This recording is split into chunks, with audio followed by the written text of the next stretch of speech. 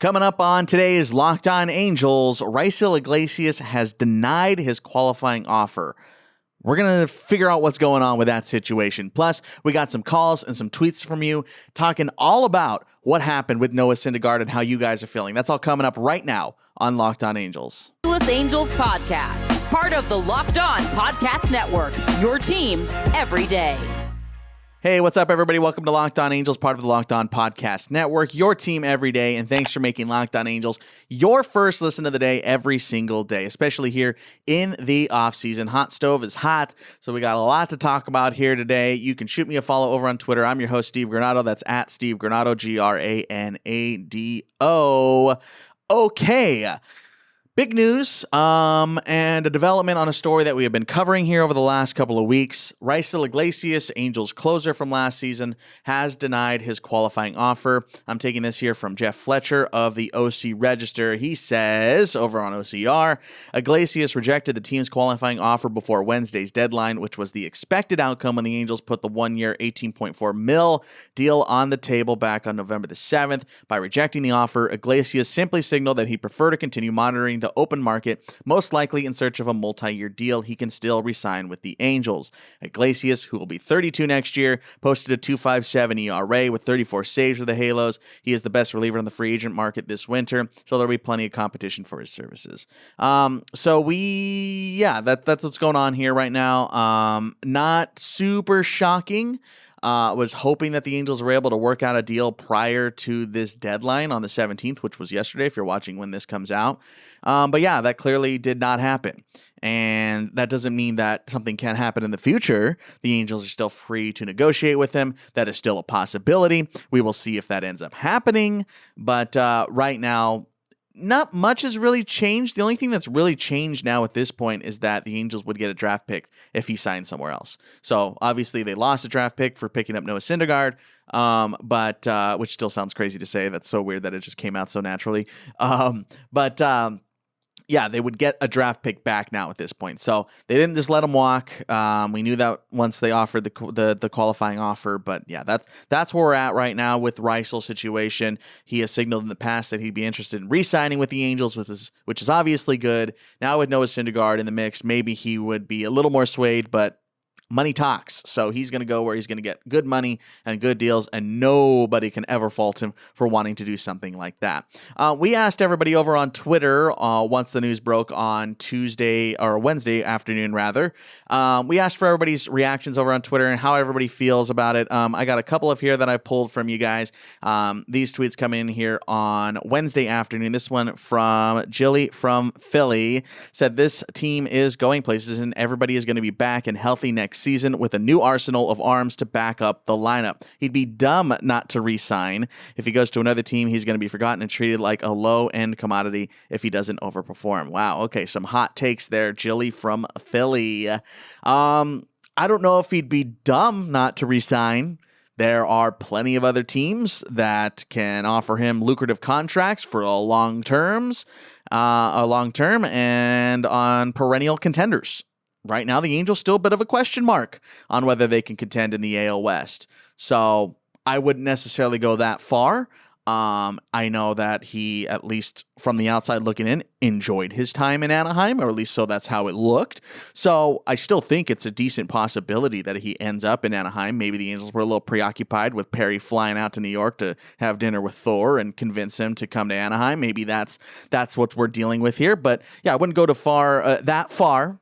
But yeah, I still think there's a possibility he ends up landing here. Other teams would love to have him. He's very clearly the best closer on the market right now, the way he performed last year. Of course, there's still Kenley Jansen, who is on the market as well. Thanks for your tweet. We got another one coming in here. Nice and simple. This is from D Bishop 1987. He said, they said, he'll resign for 3 years, 45 mil. That would be lower, obviously, than the 18.4 annual average. But yeah, that's your guess. Appreciate the tweet. Like that one. Here's another one coming in from Hordez over on Twitter. I had asked, do you think he's going to resign? And he says, or they say, yes, he will. They are going to sign him to a multi-year deal. He even said he would want to stay in LA. Anaheim. Yeah. We just brought that up too. He did mention that at the end of the season. He was open to negotiating a contract to stay in Anaheim long term, and I still think that's probably the plan moving forward. I wouldn't push the panic button here. I don't think that this means anything. I think this is just really what this means is he wants a long-term deal. And you can't fault him for that. Signing 3, 4 to 5 years is a lot more lucrative than signing a 1-year deal, even if the annual average is a little bit lower, than 18.4. I think the Angels should go out and still try and get him. I got one more tweet coming in here. This is from, I apologize if I mispronounce your last name. This is from Matt Benigno. Hopefully that's correct. Saying, I think he'll resign with the Halos. He did say he wants to come back. It's just how much and how many years will the Angels give him? Thanks for your tweet, Matt. Yeah, I mean, what's interesting about everybody that has been chiming in? Still fairly optimistic. Maybe it's a little Thor hangover right now, a little Thor over, if you will.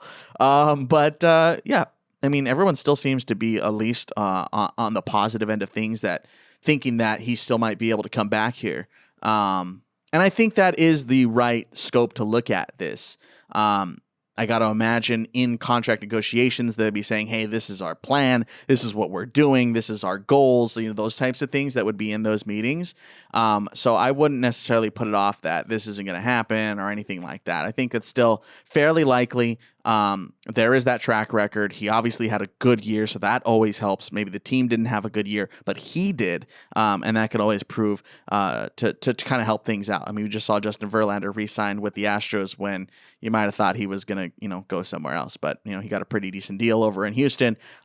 So maybe that happens in Anaheim as well. We'll see. Thanks everybody for your tweets. Of course, you can always tweet me at Locked Angels if you're ever feeling about anything, and maybe we'll mention you on the show. That'd be pretty cool.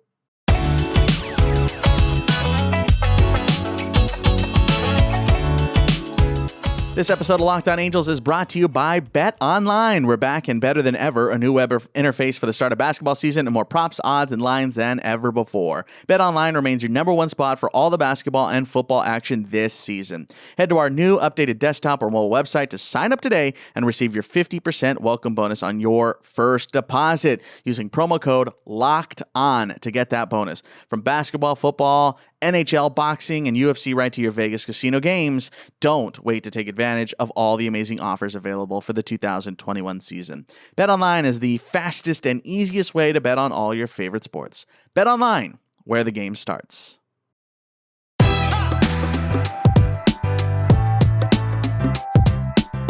All right, back here on Locked On Angels, we got a couple phone calls from you folks. Obviously, the big signing of Noah Syndergaard a couple of days ago made official.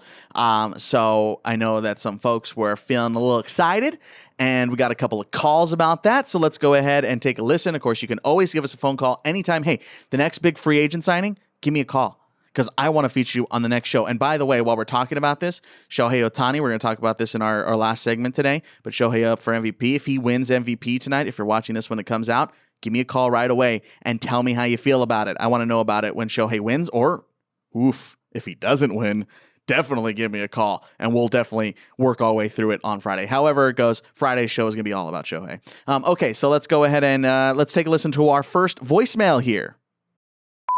Hello, my name is Matthew Wettinger.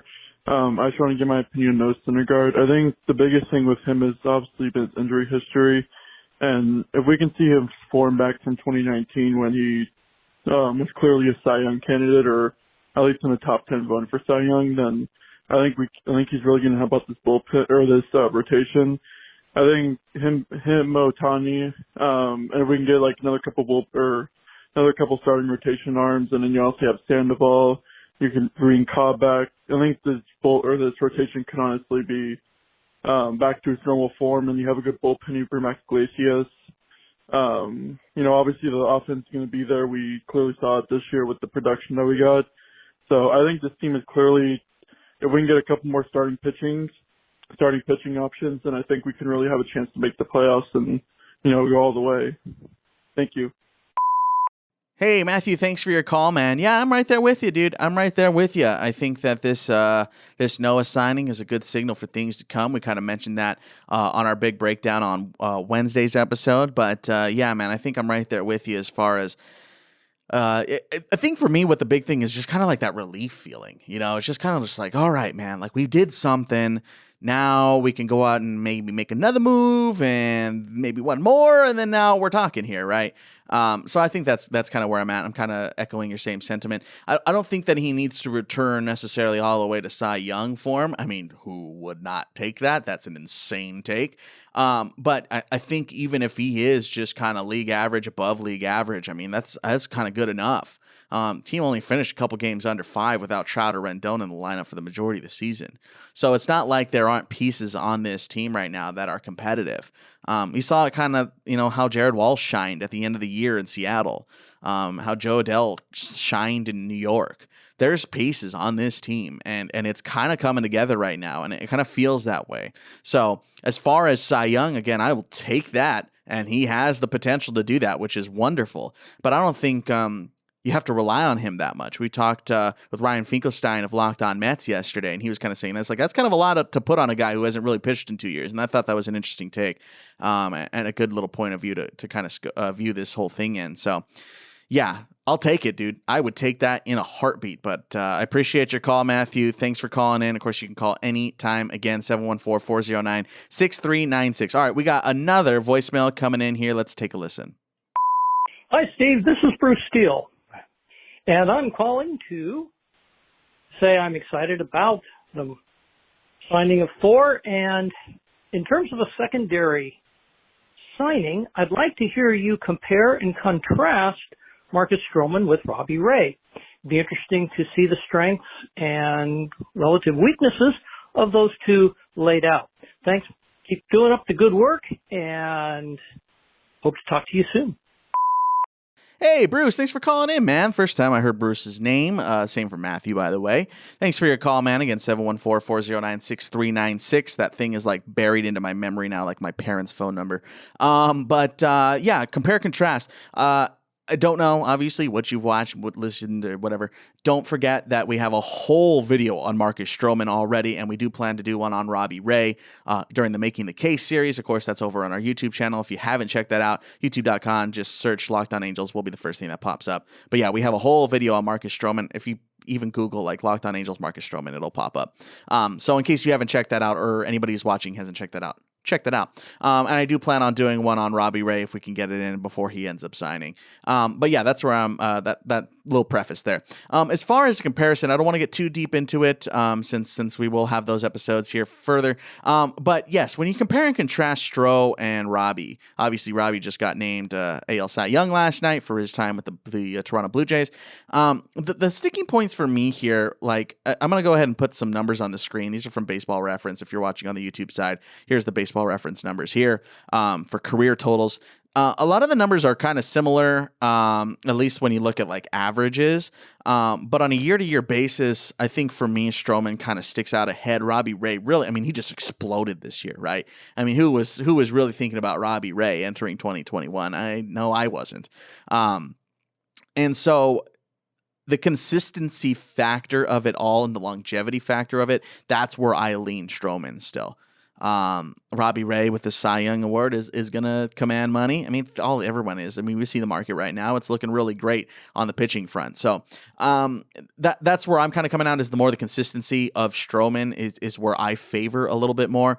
Robbie Ray throws a little bit harder. He's in the mid 90s, mid to uppers, and Stroman's kind of low to mids. So it's not too big of a difference velocity wise, but Stroman has never really relied on hard stuff. He's always relied a little bit more finesse and has relied a little bit more on spotting his stuff. Robbie Ray, again, we kind of don't know what to expect out of him in 2022. Obviously, the evaluators and GMs and agents will hash that out. They're way smarter than me.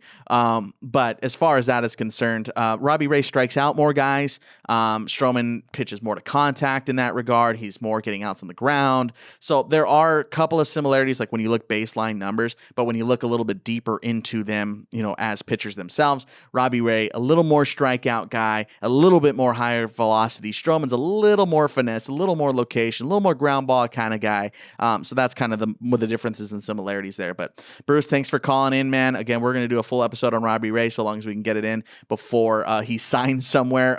Plan on hopefully getting that one out next week. Of course, we've got to dedicate our show tomorrow to Shohei. So that's all coming up here. I want to thank you for your call again, Bruce. Thank everybody, Matthew, for calling in as well, and thank everybody for texting or tweeting or whatever it is. Gosh, I just sounded a million years old. For tweeting in to the show at Locked On Angels. You can always tweet me a tweet. You can always give me a call. I'm always available.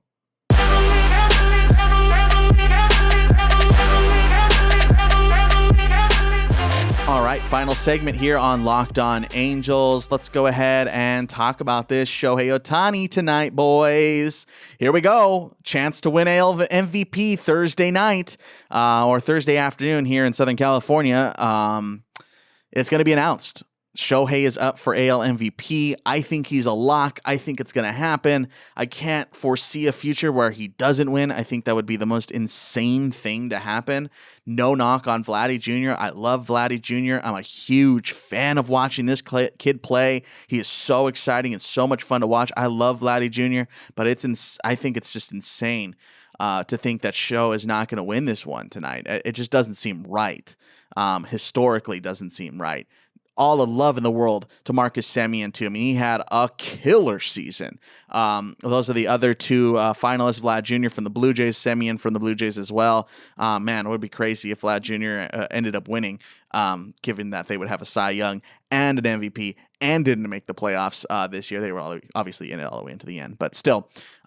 But I wanted to look at this a little bit in historical context as far as MVPs are concerned in Angels history. Obviously, Trouty in 2019, 2016, and 2014. It had been a 10-year gap with Vlad Guerrero back in 2004, and then all the way back to 1979 for good old Don Baylor winning it in 79 as the first ever MVP in Angels history, just shy of 20 years into the Angels' existence in the MLB. If Shohei wins it, he'd be the sixth Angel to win it all time. And here's the most pointless thing you're going to hear today, but hey, that's what we're here for, baby. If Shohei wins it, of the 6 MVPs in Angels history, 5 of them would have the number 7 on their back of their jersey. All right, that's a thing. Trout 27, 3 times. Vladdy number 27, and then Don Baylor was number 25. Obviously, Shohei's number 17. Does that matter? No. Not at all. Not even close to mattering, but I thought it was interesting. I don't know, it hit my brain.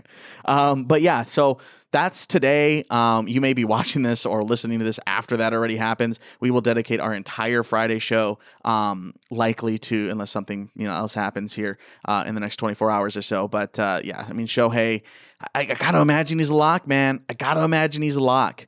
Left-handed home run king for Angels history now. I mean, what more is there to say, man?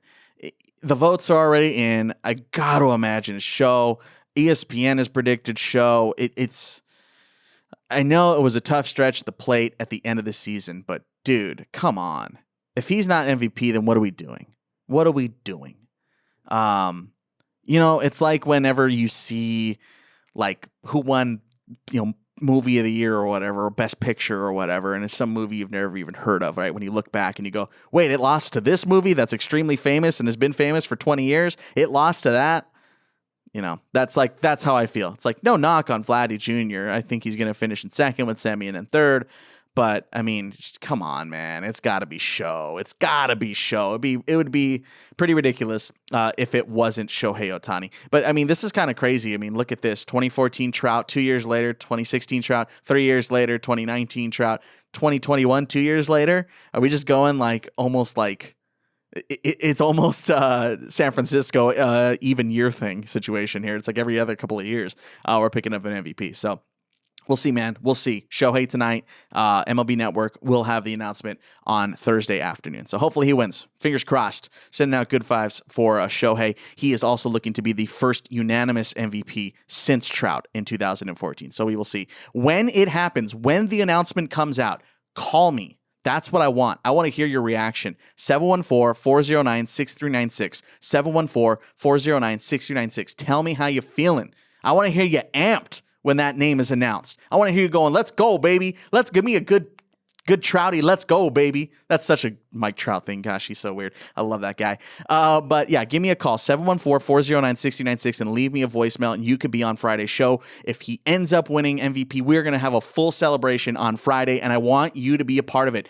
This show is run by you guys, and that's exactly what I want Friday's show to be. And on the flip side, if he doesn't win it, which, come on, that's not going to happen. But if he doesn't win it, I want to hear how mad you are, too, because I'm going to be steaming if he didn't win MVP. So give me a call. Anyway, you can always send me a tweet if you're listening on the audio side as well, and you can't comment down in the section below. You can always send me a tweet at Locked On Angels, at Steve Granado, Granado. I got other podcasts. You know about them at this point, folks. Our Game, how the search for the Latino Jackie Robinson got way more complicated. My other podcast, Movies I Should Have Watched. We're watching movies. Clueless, Caddyshack, Matrix, B-Movie, Ghostbusters, all the movies that we missed over the years. We're watching them, we're reviewing them, and seeing if they hold up. You know my podcast, folks. They're linked in the episode description. If you haven't checked them out already, what are you doing? It's the off-season. Nothing else is happening. Listen to my podcast. That's all I'm saying. Just listen to my other stuff. All right. Also, thanks for making Locked On Angels your first listen of the day. For your second listen, check out Locked On Bets, your daily one-stop shop for all your gambling needs. Locked On Bets, hosted by your boy Q with expert analysis and insight from Lee Sterling.